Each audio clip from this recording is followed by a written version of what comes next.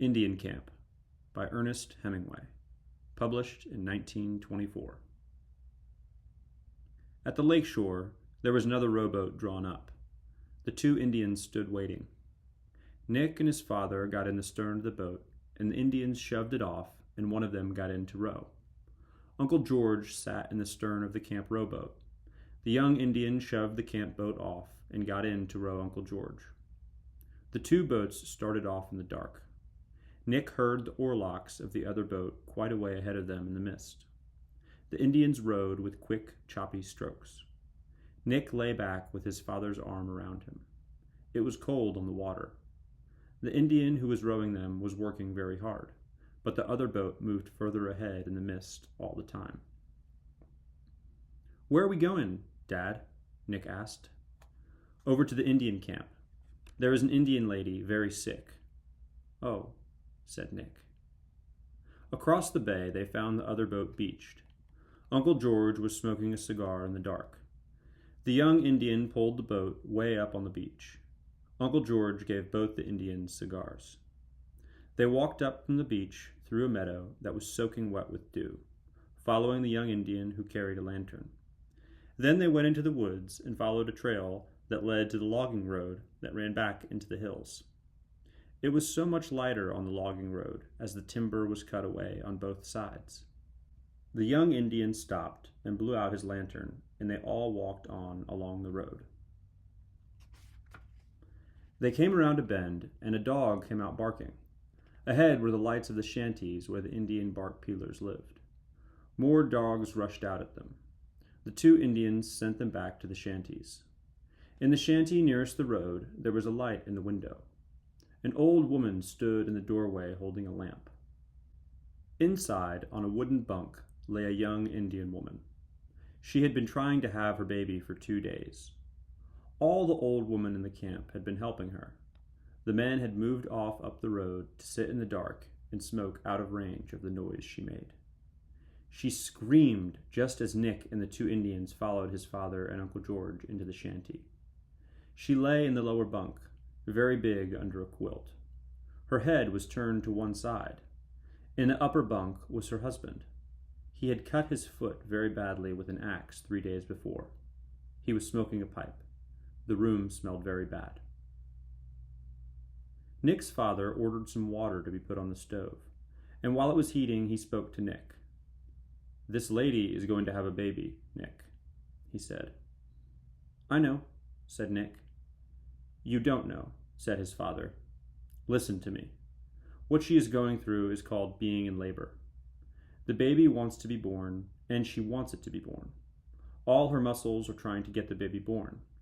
This is what is happening when she screams." "I see," Nick said. Just then the woman cried out. "Oh, Daddy, can't you give her something to make her stop screaming?" asked Nick. "No, I haven't any anesthetic," his father said. "But her screams are not important. I don't hear them because they are not important." The husband in the upper bunk rolled over against the wall. The woman in the kitchen motioned to the doctor that the water was hot.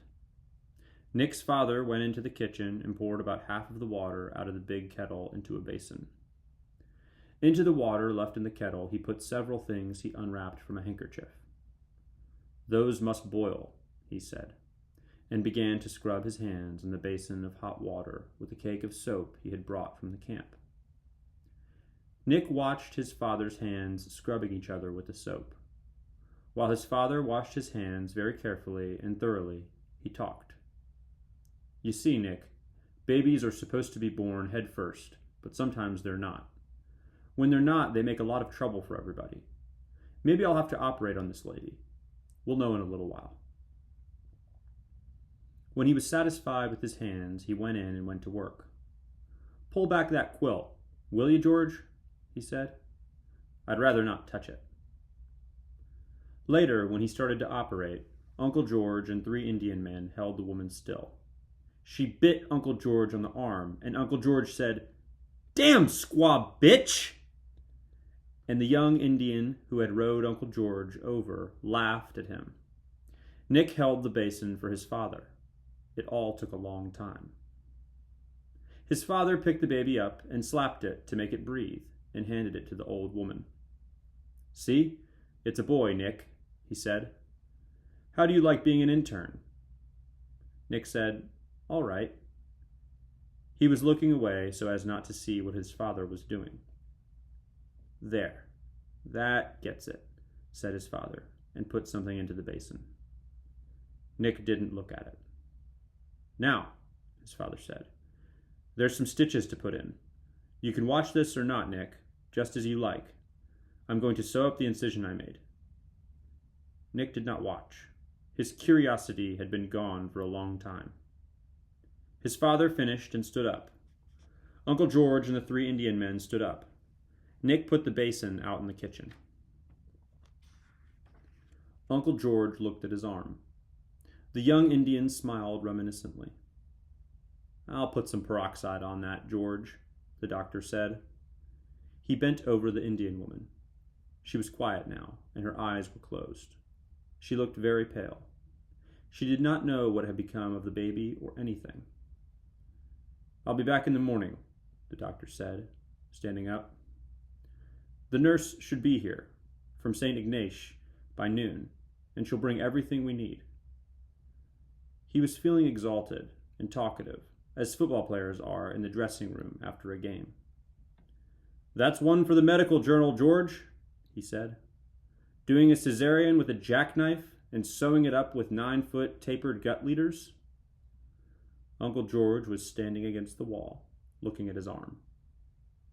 "Oh, you're a great man, all right," he said. "Ought to have a look at the proud father. They're usually the worst sufferers in these little affairs," the doctor said. "I must say, he took it all pretty quietly." He pulled back the blanket from the Indian's head. His hand came away wet. He mounted on the edge of the lower bunk with the lamp in one hand and looked in. The Indian lay with his face toward the wall. His throat had been cut from ear to ear. The blood had flowed down into a pool where his body sagged the bunk. His head rested on his left arm. The open razor lay, edge up, in the blankets. "Take Nick out of the shanty, George," the doctor said. There was no need of that. Nick, standing in the door of the kitchen, had a good view of the upper bunk when his father, the lamp in one hand, tipped the Indian's head back. It was just beginning to be daylight when they walked along the logging road back toward the lake. "I'm terribly sorry I brought you along, Nicky," said his father, all his post-operative exhilaration gone. "It was an awful mess to put you through." "Do ladies always have such a hard time having babies?" Nick asked. "No, that was very, very exceptional." "Why did he kill himself, Daddy?" "I don't know, Nick. He couldn't stand things, I guess." "Do many men kill themselves, Daddy?" "Not very many, Nick." "Do many women?" "Hardly ever." "Don't they ever?" "Oh, yes, they do sometimes." "Daddy?" "Yes." "Where did Uncle George go?" "He'll turn up all right." "Is dying hard, Daddy?" "No, I think it's pretty easy, Nick. It all depends."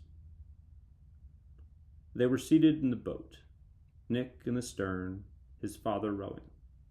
The sun was coming up over the hills. A bass jumped, making a circle in the water. Nick trailed his hand in the water.